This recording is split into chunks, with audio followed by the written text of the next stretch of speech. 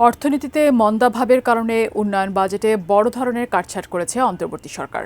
চলতি অর্থবছরের বার্ষিক উন্নয়ন কর্মসূচির আকার ৩০,০০০ কোটি টাকা কমিয়ে ২,০৮,০০০ কোটি টাকা নির্ধারণ করা হয়েছে। সোমবার এনইসি সভা শেষে পরিকল্পনা কমিশনের এক সংবাদ সম্মেলনে উপদেষ্টা ডক্টর ওয়াহিদুদ্দিন মাহমুদ বলেন, রাজনৈতিক ও অর্থনৈতিক অনিশ্চয়তায় কমেছে বিনিয়োগও। মাহাদি সেকান্দারের রিপোর্ট। অন্তর্বর্তী সরকার দায়িত্ব নেওয়ার পর গুরুত্ব দেয় বার্ষিক উন্নয়ন কর্মসূচি এডিপির ব্যয়ে অপচয় রোধ। বরাদ্দ বাড়িয়ে ব্যয়ের নামে অপচয় ঠেকাতে চলতি অর্থবছরে এডিপির আকার ধরা হয় ২,৩৮,০০০ কোটি টাকা, যা আগের অর্থবছরের চেয়ে প্রায় ৪০,০০০ কোটি টাকা কম। তবে সেটিও বাস্তবায়নে নানা অনিশ্চয়তায় শুরু থেকেই চ্যালেঞ্জের মুখে পড়ে সরকার। প্রথমার্ধে এসে সংশোধিত এডিপিতে ৩০,০০০ কোটি টাকা কমালো সরকার। কতগুলো এই বছরই শেষ হয়ে যাবে।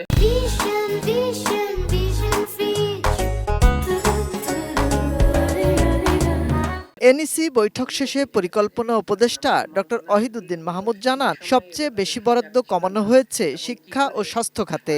কারণ হিসেবে দাতা গোষ্ঠীর সহায়তা কমিয়ে দেয়া ও প্রকল্পের মেয়াদ শেষের কথা তুলে ধরেন উপদেষ্টা।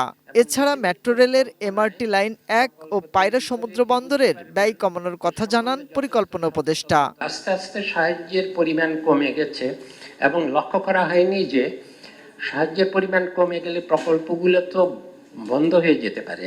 এখন আমাদের মন্ত্রণালয়গুলো ঠিক সময়ে এ ব্যাপারে সজাগ ছিল না। এ সময় প্রকল্প বাস্তবায়নের ধীরগতি ও অর্থব্যয় অস্বচ্ছতায় প্রকল্প ব্যয় কমানোর কথা জানান উপদেষ্টা।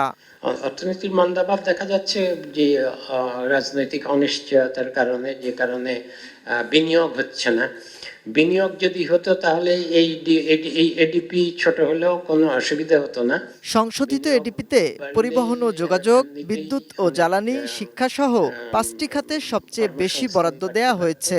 একনেক থেকে বা আমার পর্যায়ে অনুমোদন করছি, সবখানে কিছু শর্ত লাগিয়ে দিচ্ছি। মাহাদি সেকেন্দার, এটিএন নিউজ, ঢাকা।